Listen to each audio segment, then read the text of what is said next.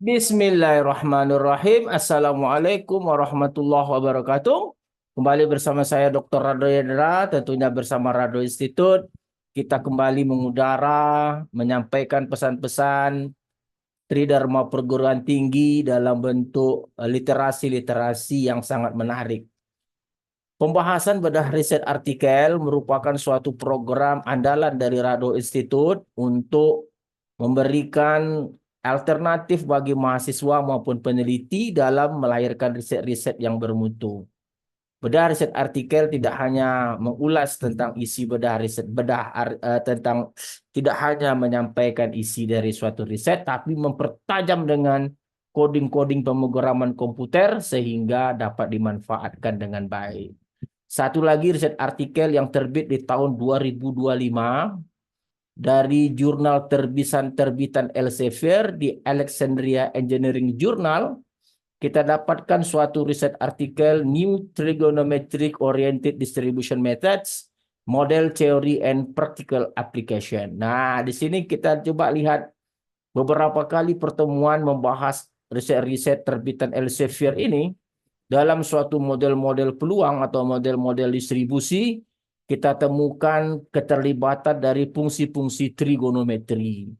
Baru minggu lalu kita bahas mengenai hal yang sama, dan sekarang muncul lagi suatu konsep yang disebut dengan New Trigonometry Oriented Distribution Method. Oke, kita coba lihat riset artikel yang dimaksud pada kajian kita hari ini. Kita coba lihat riset artikelnya bersama. Oke. Nah, ini riset artikel kita. Terbit di Alexandria Engineering Journal, terbitan Elsevier, tahun 2025. Oke, sangat baru sekali. New Trigonometry Oriented Distributional Methods, Model Theory and Practical Application.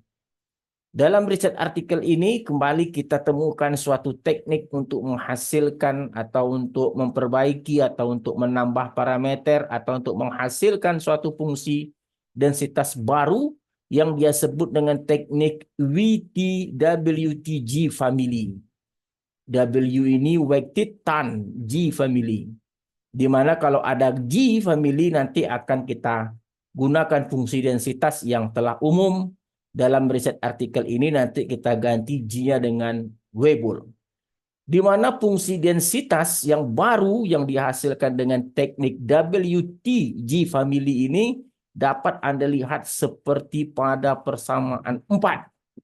Persamaan 4 ini dapat Anda lihat pada persamaan 4. Di sini ada 5pi kali G kecil. Nah, G kecil ini fungsi densitas kali second kuadrat bla bla bla bla.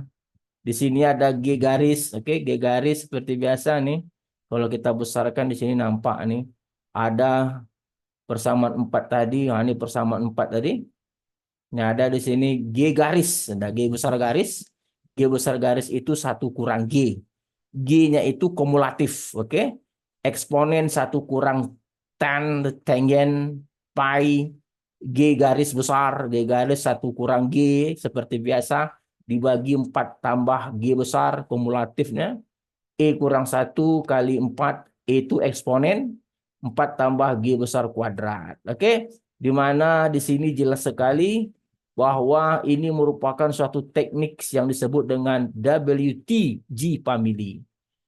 Di mana kumulatifnya dihasilkan dengan menggunakan persamaan 3. Oke, ini F besar. Eksponen 1 kurang tangen pi G garis itu 1 kurang G. Ingat G itu kumulatif, dibagi 4 tambah G besar, dikurang 1 dibagi dengan eksponen kurang 1. Nah, ini dia. Nah, dalam riset artikel ini, nah, G kecilnya itu adalah Weibull. Dia gunakan G kecilnya itu Weibull. Jadi kalau Anda lihat G kecilnya itu, mana dia? Kita kecilkan dulu. Nah, G kecil, G besar, dia gunakan Weibull. Ah, nih. G kecilnya seperti persamaan 2. Oke, alfa sigma Y berpangkat alfa kurang 1, eksponen min sigma Y berpangkat alfa. Sedangkan untuk G besarnya kumulatif Weibull 1 kurang eksponen min sigma Y berpangkat alfa. Nah, persamaan 1G besar, persamaan 2Y kecil, untuk mendapatkan fungsi densitas yang disebut dengan weighted tan Weibull. Nah, weighted tan Weibull. Ini ada di sini weighted tan Weibull. Anda lihat di sini. Weighted tan. Nah, ini weighted tangen Weibull distribution. Seperti fungsi densitasnya diberikan pada persamaan. Nah, ini persamaan 6. Nah, ini persamaan 6. 5pi alfa sigma Y berpangkat alfa kurang 1 eksponen min sigma Y berpangkat alfa second kuadrat bla bla bla bla. Nah, seperti persamaan 6. Dengan kumulatif WT Weibull atau weighted tan Weibull ini seperti persamaan 5.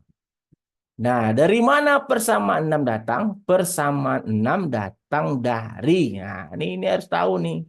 Ini gunanya di Rado Institute. Nah, persamaan 6 itu datang dari persamaan 4 yang G kecil, G besarnya itu datang dari persamaan 1 dan 2 yang telah kita bahas tadi. Ini dia. Ini G besar 1, G kecil 2. Oke, persamaan 1 G besar, persamaan 2 G kecil. Masukkan ke dalam persamaan sepersamaan 4, dia akan menjadi persamaan 6. Masukkan ke persamaan 3, dia akan menjadi persamaan 5. Oke, sangat luar biasa sekali.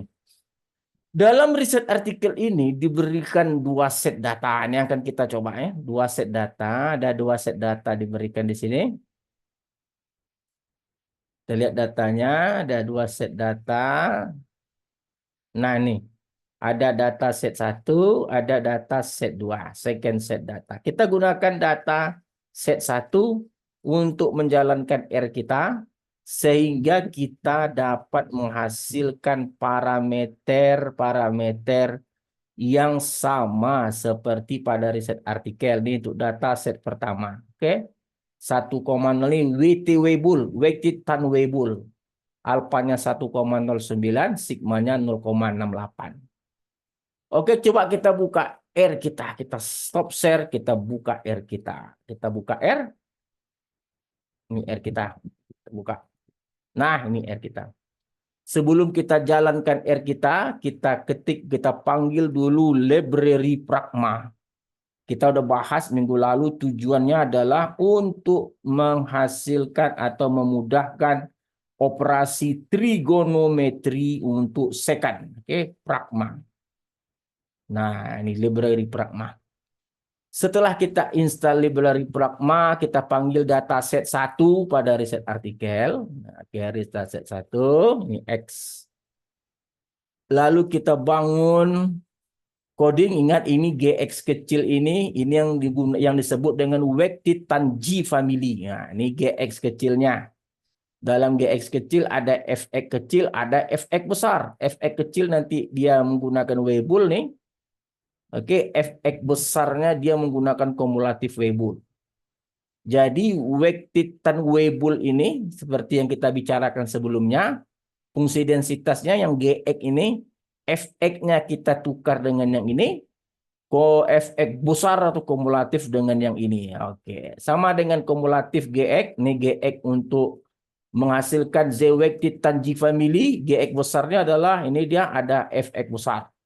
Karena yang kita bahas weighted tan G, G-nya diganti dengan Weibull, maka fungsi densitas Weibull Fx kecil dan kumulatif Weibull Fx besar. Sehingga untuk menghasilkan kumulatif dari weighted tan Weibull yang Gx besar ini, Fx besarnya kita tukar dengan yang ini. Nah, sehingga dapatlah fungsi densitas seperti persamaan 6.